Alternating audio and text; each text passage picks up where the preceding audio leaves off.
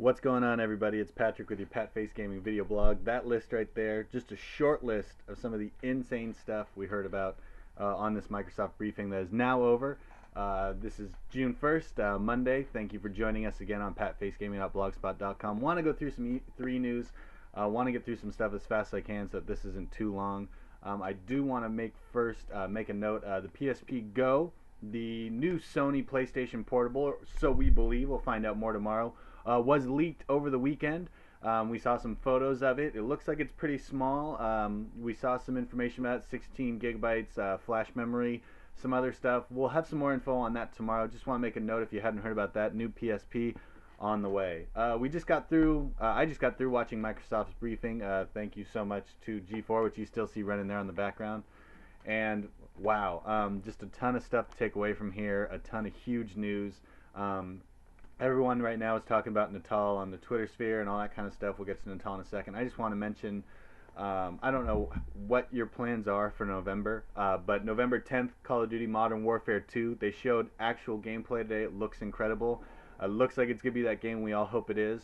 And I hope that you find some quality time to play it in that first week, because the week after, if you're a 360 fan, Left 4 Dead 2, which is going to be based in New Orleans, is going to be coming out exclusively for the PC and Xbox 360. So back-to-back weeks, just wow. I know what I'm going to be doing in November outside of changing diapers and taking care of a baby. Just insane, incredible. We also saw some stuff on the Beatles rock band. The opening cinematic looks really cool. They've added harmonies to the game, which is a first. It seems like you'll be able to play with up to 3 microphones plugged in and do harmonies in the game, which is pretty neat. Obviously all Beatles related, guitars and drums and that kind of stuff, which I'm sure we'll find out more about. The game is due to be released September 9th, 2009. That looks good. Let me get my list here. Other things we want to talk about: Metal Gear Solid, Hideo Kojima out on the Microsoft floor during the press conference announcing a new entry into the Metal Gear Solid series, Metal Gear Solid Rising, which will feature Raiden, which a lot of people are excited about, and it's really that big Sony cornerstone in terms of third-party games that were Sony exclusives. Another one that has come over, such as Final Fantasy 13 did last year, coming over to the Xbox 360. So big news there. Final Fantasy 13, we got a short demo. Didn't really get a lot there. Odin looked pretty cool in the summons that I'm sure will be online and posted everywhere. In addition to that, Forza 3 looked absolutely gorgeous. Looks like it'll be a really cool game. I'm not into all the design of the cars and that kind of stuff, but the actual gameplay itself looked really cool. Makes me want to give Forza 2 another shot because it looked so interesting. In addition to that, Halo DST, we finally saw some gameplay of. Looks interesting. I want to see some more of it, but looks kind of like what you could expect for a Halo game. And then they also announced Halo Reach, which we only saw a teaser trailer for, didn't find out a lot about. If you are a Halo fan of the series, though, Halo does have a book, The Fall of Reach, and there are rumors going around that the game's going to be based on the story of The Fall of Reach, which is basically at the beginning. It's a really good read. It's worth checking out if you haven't read it before. So just want to throw that in there, too. Overall, Microsoft's E3 presentation was pretty incredible all the way around. They really focused on the gameplay. We didn't see any sales numbers. We didn't see any kind of buffering. We had people come out and talk about games, which is really great. We saw some good stuff for the Xbox Live Arcade. We saw some good third-party multi-platform games. But then the entire, I'd say 60%, the second half or just more of the Microsoft presser was all focused on Microsoft Xbox 360 exclusives. As I mentioned, Halo DST, we saw Halo Reach, we saw Forza 3, we saw Alan Wake, we saw so many different games. It's really just been overwhelming. And then finally we see Project Natal at the end, which is the Wii almost reimagined, if you will. A lot of people were expecting Microsoft to come out here and show a motion sensing controller to play some cutesy games, play some party games, and the scope of what they've thought of for this Project Natal is really so much larger than what anybody was thinking it would be. It looks like it's got so much potential. Some of the stuff they showed, Peter Molyneux coming out and showing the Milo project, which some people will see behind closed doors at E3. A lot of people like to say if Peter Molyneux, there's Peter Molyneux real and then there's actual real. And if this is actual real, it's something that nobody has really ever seen before. It's virtual reality on a whole new level. For those of you who might not have been able to see it or haven't really heard some of the rumors, it's basically a 3D image and voice recognition camera. So, for example, they showed off somebody who's driving a car like this, and you turn left and right just with your hands. There's no controller involved. You gear shift, and they actually had somebody, taking off the tires during a pit stop. It was insane. A lot of the stuff they showed, it's really, you look at the Wii base and all the games that are kind of focused on the fun things you can do, holding the Wiimote or stepping on the Wii Fit board, and all that is just right out the window because you don't even need a controller. You use your hands. They showed off stepping in front of the Xbox, in front of the camera, and it immediately recognized who you were and signed you in Xbox Live. All kinds of great stuff. In addition to just the games itself, one also mentioned, just because it came to my mind, they showed off Tony Hawk's Ride. I'm not a skateboard guy. I think we all know that by now.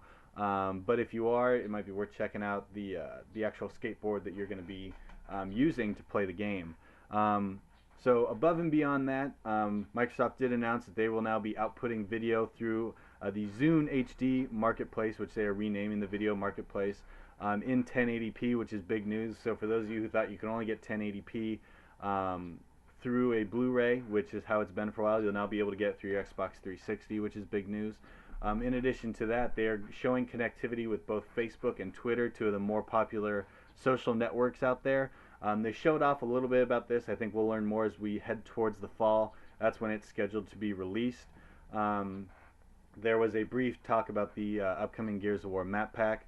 But just to get to, after talking about all that, the thing that I was really excited to see was Call of Duty Modern Warfare. I wasn't expecting to be able to see it today. I was expecting to see it tomorrow during the G4 showing of it.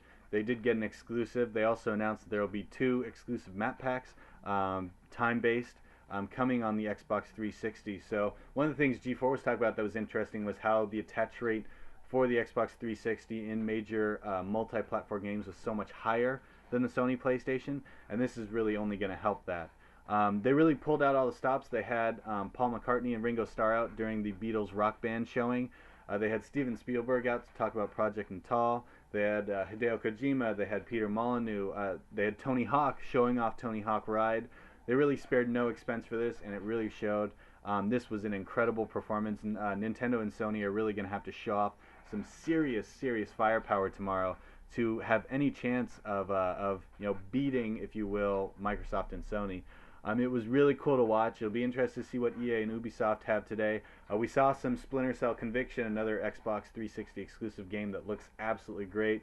I mentioned Alan Wake. We saw it. It looks really good. I haven't played a lot of horror games, but it's one that definitely has my interest peaked. We didn't hear anything about the new GTA downloadable content. We'll see if we find out more about that later on this week. But all in all, a huge hit for Microsoft, showing the scope that they are developing games and experiences, and really turning the Xbox 360 into not just a video game console, but something that you can use in the house to do so much more than just play games. So all in all, pretty huge effort from them. They really spared no expense. A lot of big news, a lot of stuff that'll be talked about, and it'll be interesting to see as we see more and more gameplay come out upcoming, especially with these games kind of leading into the fall and Q4, what we start to get from those. But all in all, Microsoft, congratulations, because you knocked it out of the park. It was a heck of a performance, and we'll have to see what Nintendo and Sony can come up with to try to match, and that'll be fun to do tomorrow. Those will start at 8 o'clock Pacific time, and as soon as those are over, we'll be bringing news on those. In addition to, with the Ubisoft and EA pressers later today, any big news that comes from those we'll be sure to pass on as well. That's going to do it for today. There will be more news coming out this week. I wanted to try to cram in as much as I can. I see I'm already at 9.5 minutes, so I appreciate your patience in walking through this. I know that there was a lot to present, and we'll go over some of this stuff in more detail later this week as things kind of slow down. But E3 kicking off in a big way today. Microsoft with a bunch of news, and it'll be fun to see what comes out later this afternoon and tomorrow. And you can find all that information. Every day we'll be updating this, as you well know, for those of you who follow, and welcome to those of you who haven't. Be sure to check out patfacegaming.blogspot.com for this video blog every day this week. And in addition to, the YouTube channel is Patface Gaming. So please subscribe over there. Come on over and check us out. See some of the past stuff we've done. And I'm spent, so I'm going to go check out some more of this E3 stuff. You have a wonderful rest of your day, and we'll be back with you tomorrow.